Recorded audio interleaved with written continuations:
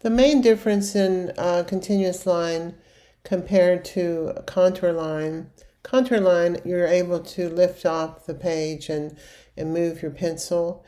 And continuous line is simply what it says. It's one continuous line. You never lift off. You keep moving that pencil or pen across the surface, drawing the objects, going from one object to the other without lifting your pencil off the page. It's very fluid, very intuitive. It's almost like the line is pulling you. You're following the line as you work. It's one step ahead of you, and you just keep moving your eye along the edge of the forms as you do in contour. But on top of that, you're drawing the objects between. You begin to look at the relationships of one object sitting next to another object. You notice the height of the object, the width and the space between the objects, and you're in essence drawing those spaces in between as you pull a line from one or follow. I'm sorry, it's not really pulling, but it's following a line from one object to the other.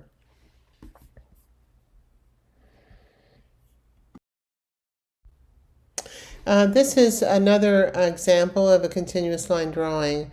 Objects are literally squeezed together. It's a more loose or a fluid line, a little bit looser in style, and that all depends on the artist who's making the drawing, but it is a continuous line drawing. Now, if you move that line from one card to the other and you go in and you're drawing the different value changes on the glass and the surface of the car, detail work, and you just keep moving, fill the page up, and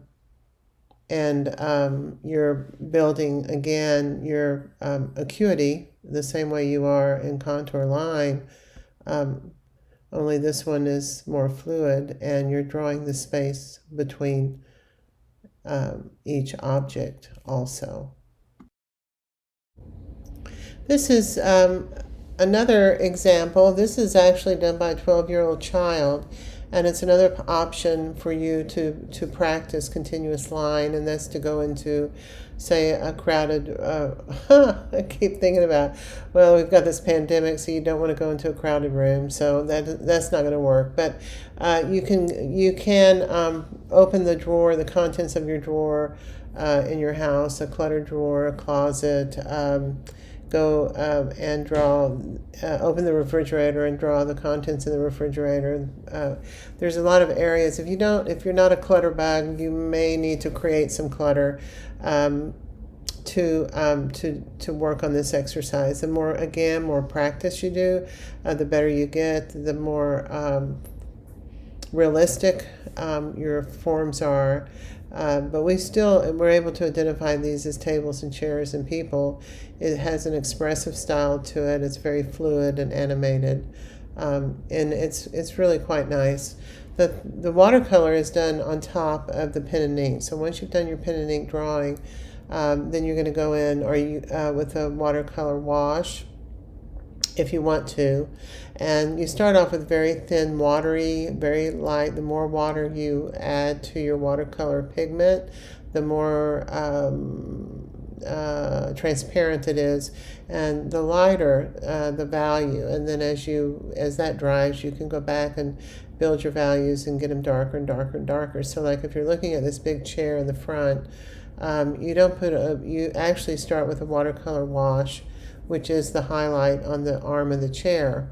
And then as you keep building your values, they get darker and then darker and darker. So the last thing you do is come in along the edge of the back of the chair where it gets really dark, and that's your darkest value, and that's added last. So it's a reversal process from, say, drawing with a pencil, where you are drawing a pretty dark first, and then you can go back and erase out your lighter areas. So this is different. Different mediums do different things. Continuous line drawing is one of my favorites. This is a watercolor wash that was created after after we started, after the pandemic, and we're at home, and I've got a lot of free time on my hands, and so I started this series, and I showed you one earlier. This one, but the thing that you can look at close and zoom in and look at this closely is that I really pay attention to the edge of the form, and I'm very carefully. So all those little tiny changes and variations and details, that there's the old saying of beauty is in the detail. I think it holds true with continuous line and contour. One of the objectives of working in contour is that you notice these little variations and subtleties in a form, and you're not simply just drawing the symbol of a flower from your head, but you're actually seeing these sort of bends and turns and wrinkles and tears along the edge, and that gives it the live and the realism that you sometimes are asking for. Then watercolor is added later after I've done the ink wash. I'm sorry, watercolor. I just got lost here. Apologize for that. The watercolor is added after you've done the ink line drawing. There you go. Okay, that's it for this one. Bye.